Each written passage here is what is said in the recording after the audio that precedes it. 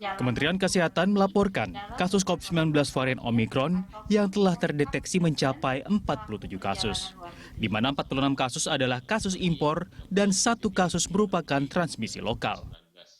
Kasus penularan lokal Omikron atau transmisi lokal terjadi pada seorang pria berusia 37 tahun asal Medan. Pria ini dikabarkan tidak memiliki riwayat perjalanan luar negeri dalam beberapa bulan terakhir. Kami sampaikan adanya 1 kasus transmisi lokal Omikron di Indonesia, sehingga hingga hari Selasa 28 Desember terdapat 47 kasus konfirmasi positif Omikron di Indonesia, di mana 46 kasus adalah kasus import dan 1 kasus transmisi lokal. Yang terbaru adalah kasus laki-laki usia 37 tahun yang tidak ada riwayat perjalanan ke luar negeri dalam beberapa bulan terakhir ataupun kontak dengan pelaku perjalanan luar negeri. Dengan temuan ini, pemerintah diperkirakan akan segera menempuh langkah kebijakan karantina wilayah dengan skala mikro untuk menangkal sebaran COVID-19 varian Omikron. Peningkatan testing dan tracing akan membantu identifikasi penularan dengan cepat dan akan mengisolasi penyebaran agar tidak meluas. Tim Liputan, Berita 1. Pemirsa, transmisi lokal varian Omikron sudah ditemukan di Indonesia. Masyarakat diminta untuk tetap waspada dan disiplin menerapkan protokol kesehatan. Dan seperti apa langkah cepat dari pemerintah untuk menekan penyebaran varian Omikron ini? Sudah terhubung bersama kami melalui telekonferensi ada epidemiolog Griffith University, Pak Diki Budiman. Nanti juga kita akan terhubung dengan Direktur Pencegahan Penyakit Menular Kementerian Kesehatan, Siti Nadia Tarmizi. Tapi saya ingin ke Pak Diki dulu. Sebenarnya sejak bulan lalu, koreksi,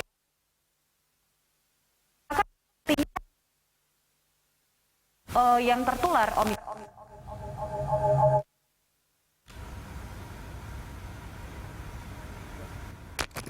Agak nggak keluar suaranya dari Julita. Tapi gini ya, bahwa Omikron ini ya kita adanya temuan seperti yang disampaikan Kemenkes ini bukan hal yang mengagetkan, karena sekarang udah 100 bahkan mungkin 100 negara lebih ya mendeteksi kasus bahkan lokal ya, 100 transmisi lokal di negaranya.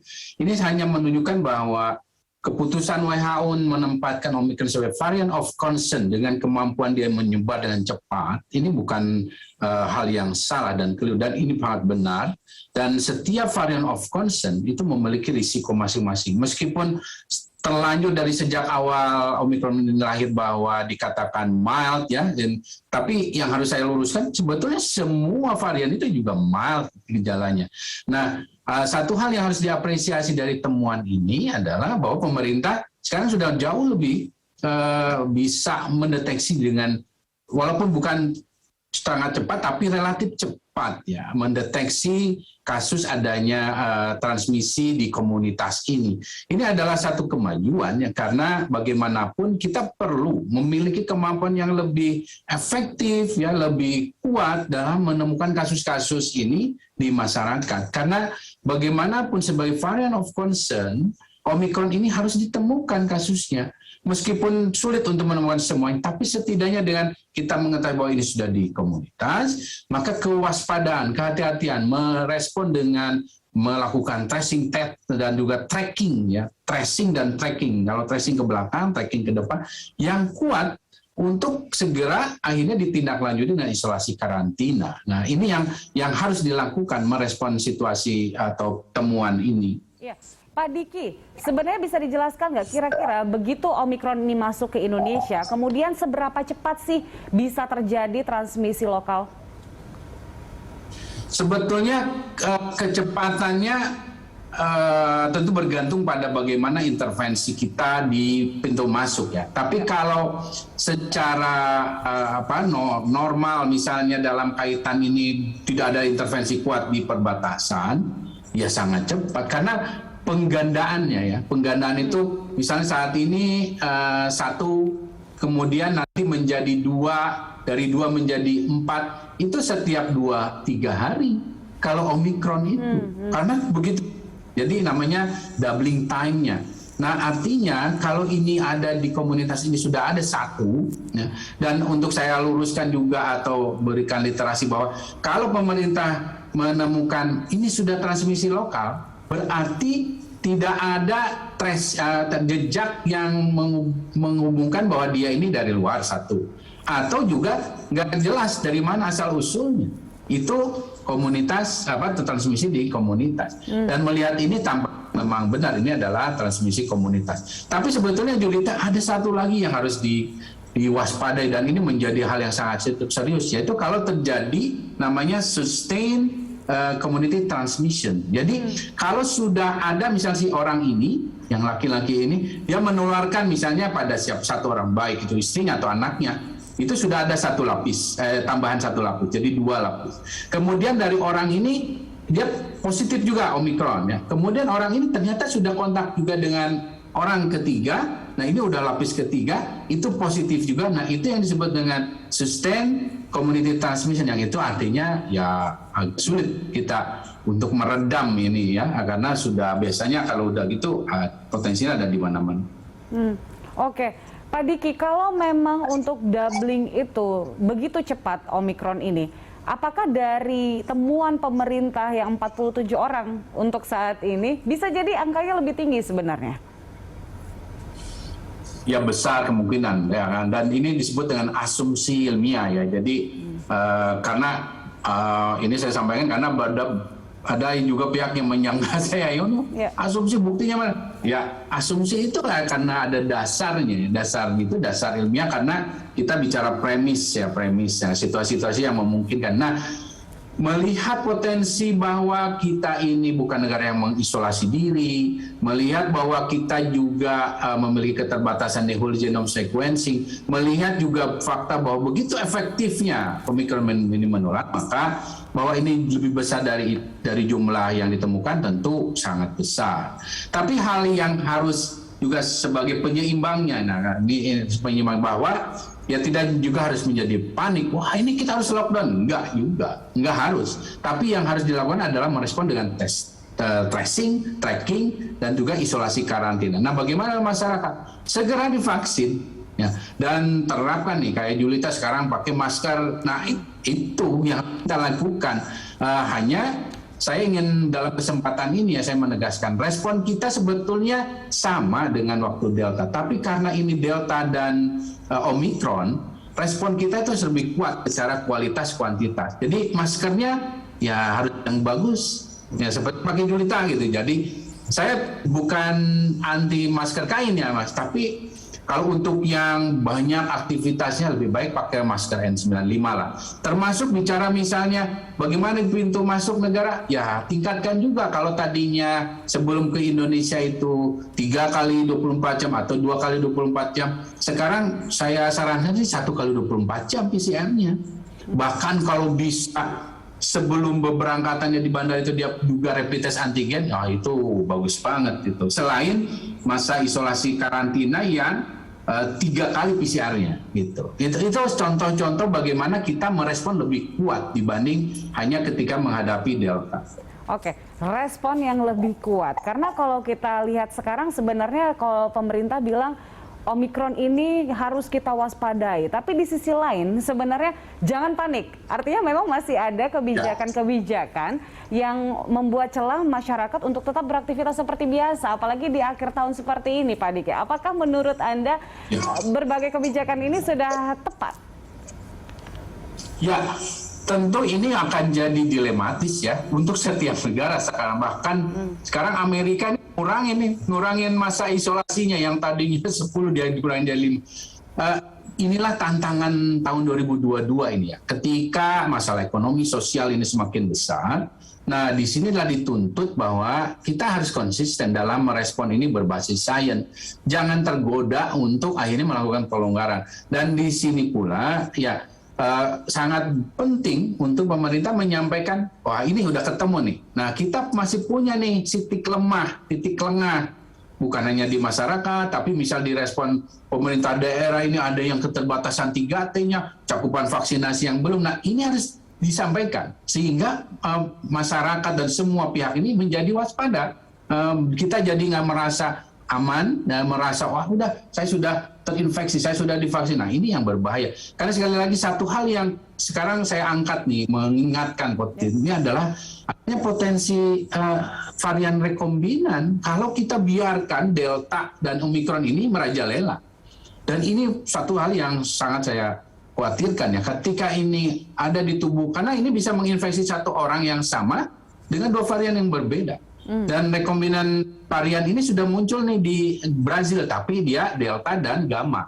Nah kita jangan sampai seperti nah ini yang sampaikan pada publik. Kenapa kita harus berprinsip mencegah daripada terinfeksi? Ya karena salah satunya itu. Oke, sebenarnya kalau mendengarkan secara ilmiah ini bahasanya agak sedikit khawatir nih kita. Tapi sebenarnya kalau kita sudah menerapkan protokol kesehatan yang ketat, harusnya ini bisa potensi penyebarannya sangat kecil ya Pak Diki ya harusnya. Betul. Jadi kalau kita bisa berdisiplin, sebetulnya relatif kecil ya risikonya. Apalagi kita sudah cakupan vaksinasi kita kan udah jauh lebih baik dibanding waktu Delta. Dan yang terinfeksi juga udah banyak. Tapi itu ya jangan jadi andalan saja. Kita kan harus kombinasikan ini. Baik. Saat ini kita sudah terhubung Pak Diki dengan Ibu Siti Nadia Tarmizi, Direktur Pencegahan dan Pengendalian Penyakit Menular Kemenkes. Halo Ibu Siti, selamat siang. Apa kabar? Selamat siang, alhamdulillah bisa bergabung. Selamat siang Pak Diki. Baik, Ibu Siti, kita mau update nih. Saat ini masih 47 untuk temuan Omikron, betul? Iya, betul. Ada mungkin beberapa tambahan ya, tapi kita masih menunggu hasil laboratorium dari yang probable Omikron itu. Sepertinya akan ada beberapa tambahan lagi, tapi belum selesai ya pemeriksaannya. Tapi pasti akan ada tambahan. Nah, yang sedang menunggu ini hasil tracing atau seperti apa, Bu?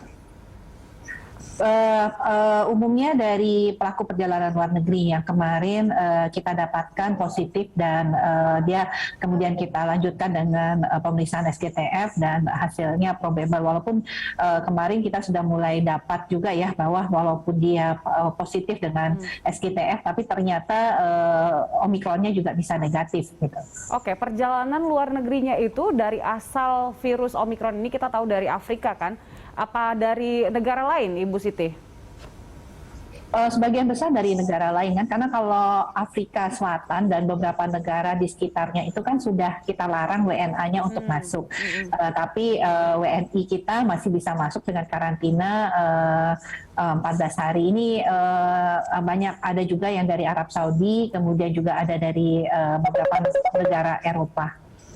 Baik. Nah, pemerintah juga sudah menyebutkan bahwa Omikron saat ini sudah mengalami transmisi lokal. Nah, ini seberapa waspada kita harusnya Bu Siti saat ini? Ya, kita harus waspada ya. Mungkin kita bisa tanyakan juga dengan Pak Diki nih, di Australia kan lagi naik-naiknya ya kasus Omikron ya Pak Diki. Walaupun pemerintah Australia kemudian mengatakan bahwa masyarakatnya untuk isolasi secara mandiri di rumah ya. Mungkin koreksi ya Pak Diki ya. Nah, kita harus waspada ya karena satu kita sudah menemukan transmisi lokal.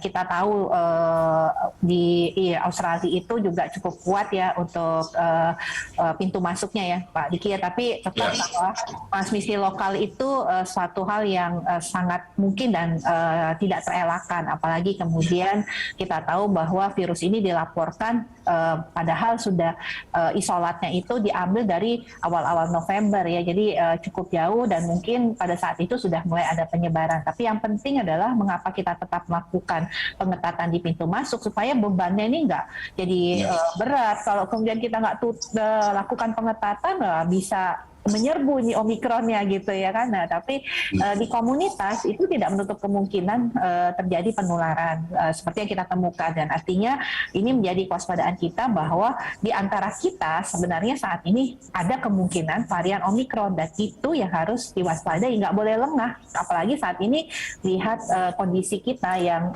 laju penularannya sudah sangat rendah dan berbagai aktivitas kan sudah mulai dilakukan. Iya, Ibu Siti, dari 47 orang yang ditemukan tertular Omikron dan juga ini yang masih ditunggu hasilnya, itu ada gejala apa saja sih Bu? hanya 5 atau 6 yang punya gejala, dan gejalanya itu hanya batuk ringan.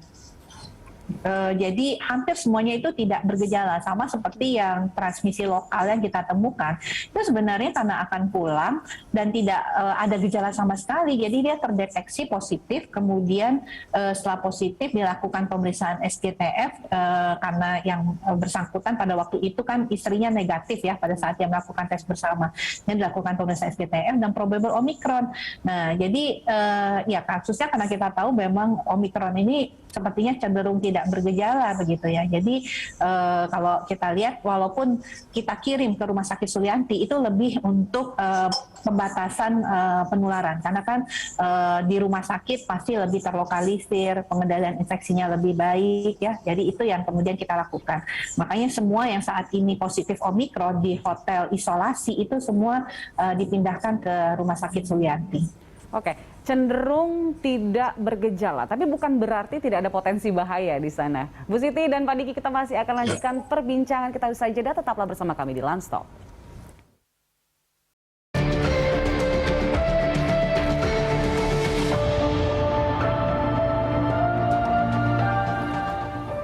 Terima kasih Anda masih bersama kami, pemirsa. Kita lanjutkan dialog kita masih bersama dengan Ibu Siti dan juga Pak Diki. Saya ingin ke Pak Diki.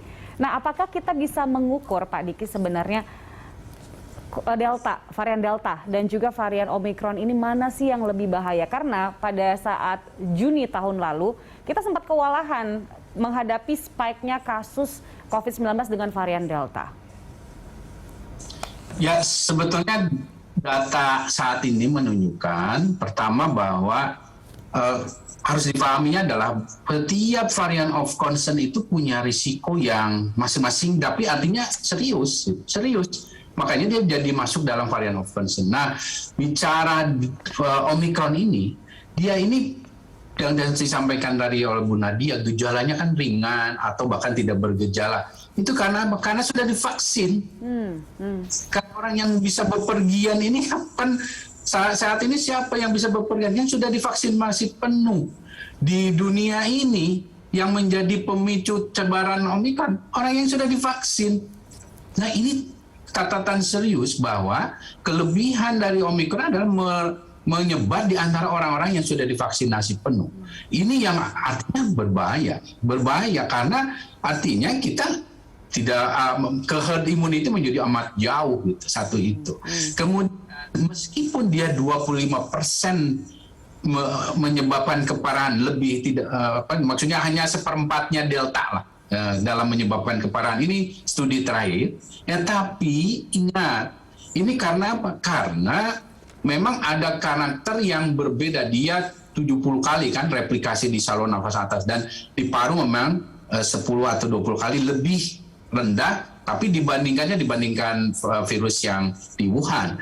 Namun yang menjadi kekhawatiran adalah kalau kita tidak menerapkan tadi, betul kata Bu Nadia tadi, kita memang harus tutup pintu masuk dalam artian perketat ya, bukan nutup, diketatkan pintu masuk karena ini jangan sampai masuk Omicron yang misalnya mungkin subvarian lain atau masuk satu varian yang atas kombinasi Omicron dan Delta, kan kita harus antisipasi itu dengan melakukan pembatasan. Nah, kalau ini sampai bersatu rekombinan itu ya sudah parah dari deltanya, kemudian cepat menular, menurunkan efikasi vaksin, ya ini yang repot. Nah, ini dan yang terjadi saat ini juga di banyak, termasuk di sini ya di Australia, ketika ini sudah di komunitas ya, saya sampaikan betul sekali lagi, kalau sudah begitu ya kita mengekspektasi, artinya jangan kaget kalau banyak kasusnya karena per doubling time-nya tadi kan banyak. Di sini sekarang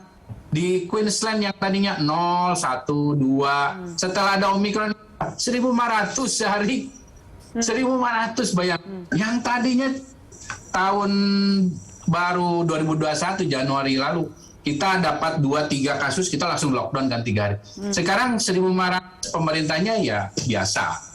Karena apa? Karena sudah divaksin 90%. Nah, ini yang harus kita kejar.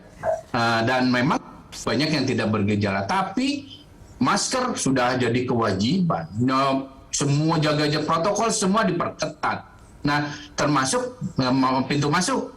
sangat selektif sekarang. Nah ini yang juga itu harus kita berlakukan. Tapi tentu saat ini sekali lagi jangan sampai ini juga jadi membuat kita panik ya karena salah mengamati ini mau lockdown dan saya tidak dalam menganjurkan untuk lockdown, bahkan mikro lockdown sekalipun itu mungkin kalau efektif juga, karena itu kan tergantung kecepatan mendeteksi. Jadi yang harus kita lakukan adalah ya udah tracing, tracking, isolasi, karantina efektif itu aja. Nah. Tapi ya jangan ada deteksi. Iya.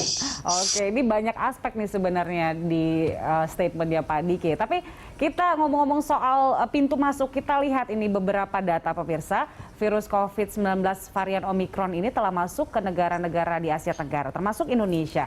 Nah, Singapura ini menjadi negara ASEAN dengan laporan kasus varian Omikron terbanyak dengan 751 kasus, sementara di Thailand berada di urutan kedua dengan laporan 205 kasus. Nah, kita lihat informasi selengkapnya.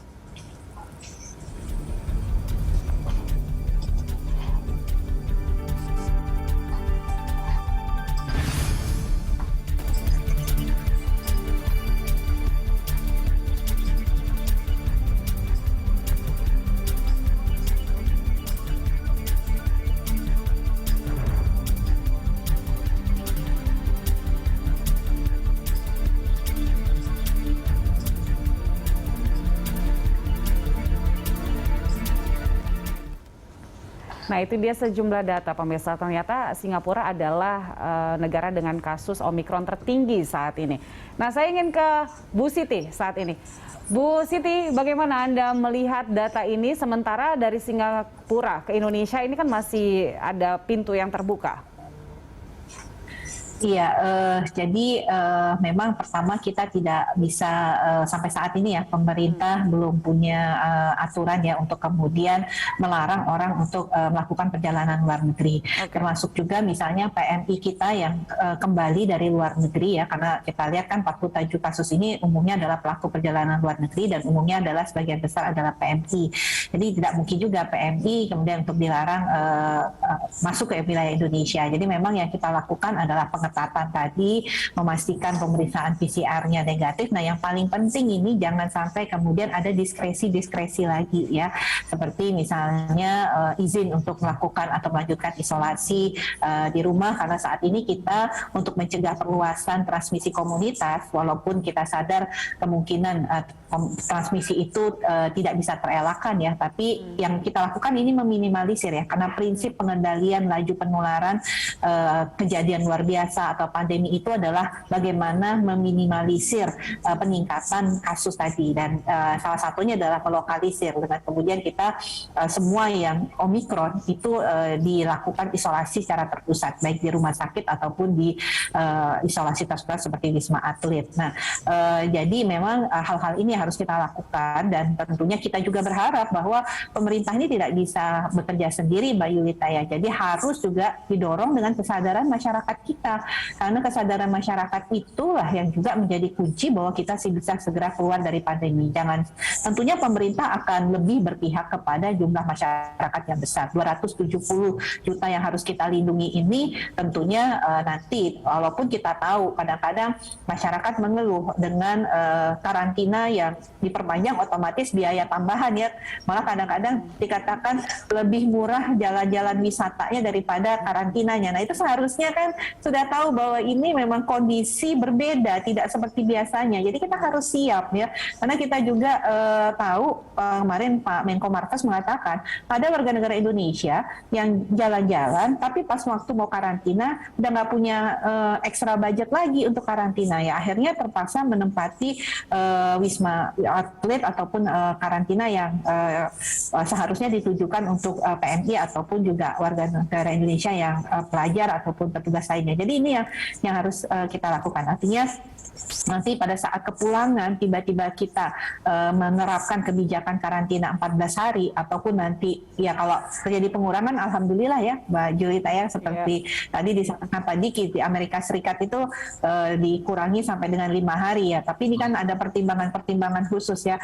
Kita tidak serta-merta seperti Amerika. Kita tahu Amerika itu begitu cakupan vaksinasi tinggi udah boleh lepas masker. Nah, Indonesia sampai saat ini tidak pernah mengizinkan kita melepas masker apapun juga kondisinya. Jadi ya nanti ini adalah tentunya upaya-upaya kita sambil menghimbau, sambil juga mengetatkan sebenarnya syarat-syarat perjalanan luar negeri. Oke, jadi untuk masyarakat yang mungkin berpikir nih untuk pergi ke luar negeri dalam waktu dekat begitu, atau ingin berjalan-jalan gitu, harus siapin ekstra budget. Bahkan kalau misalnya nggak perlu-perlu banget, nggak perlu ke luar negeri, ya jalan-jalan di kota sendiri atau staycation aja kalau sekarang ya, Bu Siti dan Pak Diki. Kita masih akan lanjutkan usai jeda. Pemirsa tetaplah bersama kami di Lanstaf.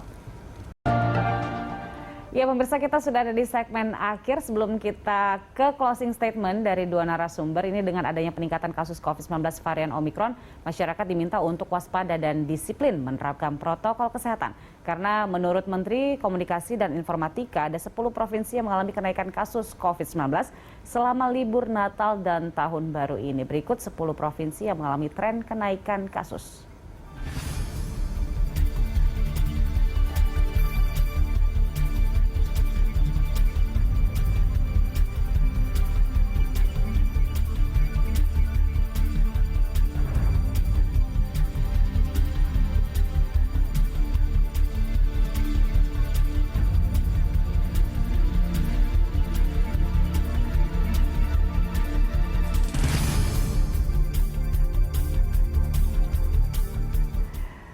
Oke, saya langsung ke Pak Diki. Pak Diki, apa yang harus kita lakukan saat ini melihat sebenarnya untuk data peningkatan kasus COVID-19 ini sudah terlihat ternyata jelang Natal dan Tahun Baru ini. Apa yang harus kita lakukan sekarang? Pertama ya, untuk pemerintah tentu kita harus menyadari bahwa apapun variannya, sebetulnya respon yang harus dilakukan tetap di aspek penemuan kasus secara cepatnya. Dan di sini tentu tidaklah harus semua dengan testing ya. Setidaknya kita menemukan kasus probable ini dengan intinya kuncinya itu di isolasi karantina. Nah, isolasi karantina inilah yang harus jadi fokus utama kita saat ini untuk memastikan kita bisa memutus transmisi. Karena setengah dari upaya untuk mengendalikan suatu wabah itu ada di isolasi karantina. Nah, ini yang akan menjadi PR ke depan ya, terutama ya di semua wilayah. Kemudian untuk masyarakat kita harus sadari bahwa belajar dari pandemi ini 2 tahun ini menuju ke 3 tahun, bahwa setiap adanya pergerakan manusia begitu besar, interaksi besar, itu tidak akan mengarah pada penambahan kasus. Apalagi ini kita berhadapan dengan 2 musuh utama, yaitu Delta dan juga Omikron. Nah, ini yang artinya sekali lagi perlu kesadaran kita semua ini dalam berperan mengerem laju ini. Jangan sampai ada anggapan karena ini ringan, sedang ya. Betul ringan sedang, tapi karena sudah ada vaksinasi, karena juga sudah kita sudah memiliki sebagian sudah terinfeksi. Tapi ingat, bicara COVID ini bukan bicara bahwa orang masuk ICU atau meninggal saja, tapi ada potensi long COVID. Termasuk kalau kita membiarkan ini menyebar, kita akan membuka peluang virus ini melahirkan varian baru yang akhirnya akan memperburuk situasi, menjauhkan kita dari selesai pandemi. Nah, inilah perlu peran kita semua untuk berkontribusi ya dalam terutama ya untuk masalah di 5M. Baik, saya ke Ibu Siti. Terakhir Ibu Siti, apa yang harus kita tingkatkan saat ini supaya kita bisa mencegah penularan Omikron? Ya, saya rasa kita sudah buktikan ya bahwa dengan kolaborasi pemerintah dan masyarakat kita bisa mengatasi apa yang pernah terjadi di bulan Juni dan Juli. Pada waktu itu tentunya kita tidak siap dengan kondisi tersebut, tapi dengan cepat kolaborasi itu terjadi dan kita bisa menurunkan dalam waktu 3 minggu. Nah, kalau sekarang kita lihat seharusnya kita sudah lebih waspada, lebih siap, dan kolaborasi itu sudah bisa kita mulai dari sekarang. Jadi kami berharap bahwa masyarakat bisa mematuhi dan memahami himbauan pemerintah. Kita tahu mobilitas kita kurangi, protokol kesehatan tetap kita jaga. Kalau tidak perlu keluar negeri, jangan lakukan perjalanan ke luar negeri, dan ajak segera saudara-saudara kita yang belum divaksin. Baik. Nah, itu dia yang penting harus diingat oleh masyarakat supaya kita tidak kembali ke situasi pada bulan Juni dan Juli tahun ini ya, beberapa bulan yang lalu, di mana benar-benar kewalahan pada saat itu dari fasilitas kesehatan dan juga berbagai aspek lainnya. Baik, Ibu Siti, Pak Diki, terima kasih telah bergabung bersama kami siang hari ini. Sukses selalu, sehat selalu Ibu Siti, Pak Diki. Iya pemirsa, kami masih akan kembali dengan informasi lainnya usai jeda, tetaplah di Landstalk.